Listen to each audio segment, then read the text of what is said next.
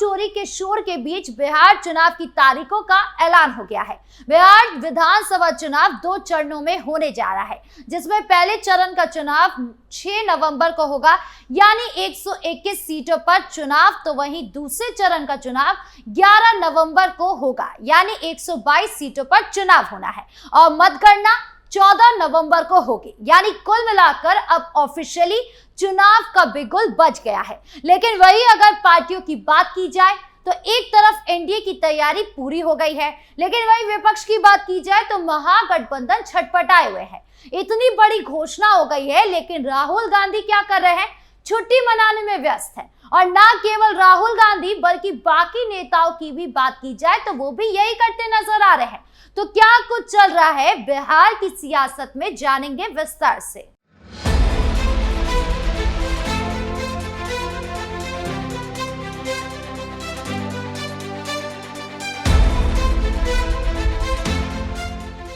सबसे पहले ये मैप देखिए। चुनाव आयोग की ओर से ये मैप साझा किया गया है जो बिहार का है। जहां जो पीला हिस्सा आप देख रहे हैं वह पहले चरण का चुनाव होगा, यानी 6 नवंबर को होगा, और ये पिंक हिस्सा जो आप देख रहे हैं इसमें दूसरे चरण का चुनाव होगा, यानी 11 नवंबर को। कुल 243 सीटों पर यह जंग लड़ी जाएगी, जिसमें 121 सीटें पहले चरण में और 122 दूसरे में। यह मैप सिर्फ सीटों का बंटवारा नहीं दिखाता, बल्कि बिहार की सियासत की जंग का मैदान भी है, जहां एनडीए रफ्तार पकड़ चुका है, जबकि महागठबंधन अभी भी सीट शेयरिंग पर लड़ रहा है। पहले चरण में विधानसभा क्षेत्र जैसे वैशाली, मधुबनी, दरभंगा, सीतामढ़ी, सहरसा, सुपौल, औरैया, किशनगंज, पूर्णिया, कटिहार जैसे जिलों के कई हिस्से शामिल हैं, जहां जातिगत समीकरण मजबूत है।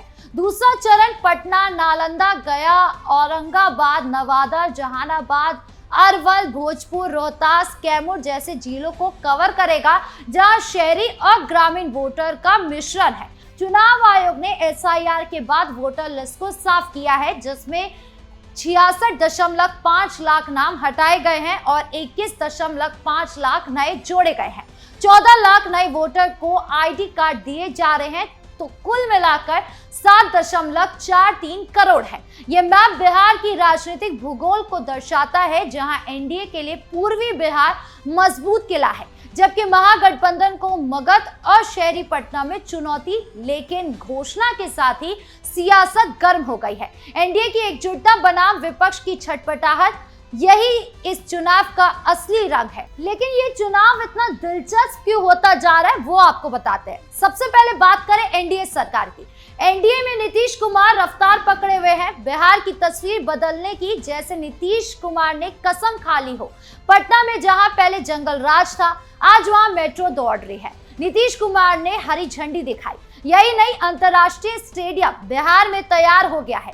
वो बिहार राज्य जहां कभी आईपीएल होना तो दूर की बात, उसका फायदा भी कभी बिहार को नहीं मिला। चाहे राजस्थान हो, मुंबई हो, आईपीएल का पैसा जरूर पहुंचता है, लेकिन बिहार में कभी ऐसा नहीं हुआ। लेकिन आज बिहार में स्टेडियम बनता दिख रहा है। यकीनन आगे जाकर क्रिकेट मैच भी होगा। और इन सब के बीच नीतीश कुमार ने 21 लाख महिलाओं को 10-10 हजार रुपए ट्रांसफर किए हैं। मुख्यमंत्री महिला रोजगार योजना के तहत अब तक 1 करोड़ महिलाओं को 10,000 करोड़ रुपए दिए जा चुके हैं, जिसमें हाल ही में 25 लाख महिलाओं को 2500 करोड़ ट्रांसफर हुए हैं।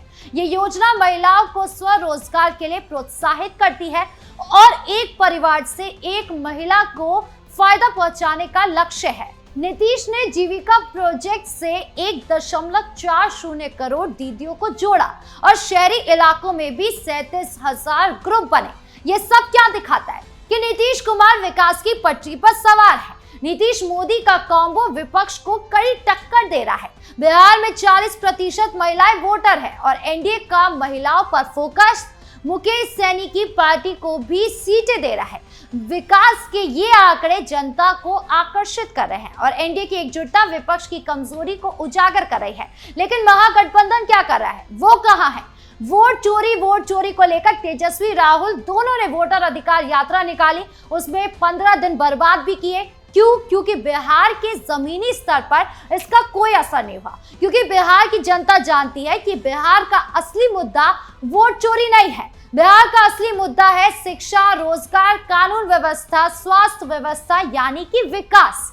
लेकिन महागठबंधन को ये बात समझ ही नहीं आ रही है। राहुल गांधी कूद कूद कर बोल रहे हैं कि मैं वोट चोरी की पोल खोलूंगा, एटम बम ला दिया, अब हाइड्रोजन बम भी लेकर आऊंगा। एटम बम किस तरह फुस हुआ ये तो हम सब ने देखा, लेकिन हाइड्रोजन बम दिखाने के वक्त राहुल गांधी छुट्टियां मना रहे थे। जी हाँ, एक तरफ बिहार चुनाव की तैयारियों का ऐलान हो गया है, तो वहीं दूसरी तरफ राहुल गांधी छुट्टी मना रहे हैं, घूम रहे हैं। साउथ अमेरिका के ब्राजील और कोलंबिया में दौरा कर रहे हैं, जबकि बिहार में सीट शेयरिंग का पेच फंसा हुआ है। पहले मलेशिया में वेकेशन, अब विदेशी टूर कर रहे हैं। बिहार की सियासत को ताक पर रख दिया है। राहुल की इस हरकत ने महागठबंधन को कमजोर कर दिया है, क्योंकि बिना केंद्रीय नेतृत्व के तेजस्वी अकेले फंस गए हैं। तेजस्वी यादव लगातार बयानबाजी कर रहे हैं, एनडीए पर निशाना साध रहे हैं, लेकिन अगर विजन की बात की जाए तो वो उतना ही धुंधला है जितना तेजस्वी का मुख्यमंत्री बनने का सपना। ना ही पार्टी में सीट शेयरिंग पर सहमति बनी है, ना ही सीएम फेज पर कोई सहमति बनी है, ना ही कोई आपसी मेल है। वाम दल 35 सीटें मांग रहे, सीपीआई 24, सीपीएम 11, कांग्रेस 70 से 76 चाहती है, लेकिन आरजेडी 150 पर अड़ी है। तेजस्वी ने कहा कि सभी 243 सीटों पर लड़ेंगे, लेकिन गठबंधन में दरार साफ दिख रही है। ओपिनियन पोल में महागठबंधन को सिर्फ 36% वोट और 70 से 80 सीटें हैं। आरजेडी को 60 से 65, कांग्रेस को महज 7 से 10। वोटर अधिकार यात्रा का असर जमीनी स्तर पर फीका है, क्योंकि बिहार की जनता रोजगार मांग रही है, ना कि यात्राओं को। महागठबंधन का फोकस गलत मुद्दों पर है, वोट चोरी का शोर है, जबकि एनडीए विकास पर फोकस कर रही है। प्रशांत किशोर की जन स्वराज पार्टी नया फैक्टर बन रही है, जो महागठबंधन को 10 से 15 सीटें काटने को तैयार है। ये सब क्या दिखाता है? आप खुद सोचिए, क्या ऐसी पार्टी को सत्ता की कुर्सी मिलनी चाहिए जिनके नेता छुट्टियों पर घूम रहे हो? घोषणा के वक्त महागठबंधन में सीट बंटवारे पर विवाद चरम पर है। राहुल ने तेजस्वी को धोखा दिया है, बिना फाइनल किए विदेश भी चले गए हैं। वाम दल नाराज है, कांग्रेस ज्यादा सीटें मांग रही है, तेजस्वी पर दबाव बना रही है। वहीं एनडीए एकजुट है और विकास के मुद्दे पर मजबूत नजर आ रही है। चुनाव आयोग ने 17 नई पहल की है, जैसे हर बूथ पर 1200 वोटर, 100% वेबकास्टिंग, मोबाइल जमा करने की सुविधा, ईवीएम पर उम्मीदवार फोटो, डाक वोट पहले गिनती। ये सब बिहार में टेस्ट होगी, फिर देश भर में होगा।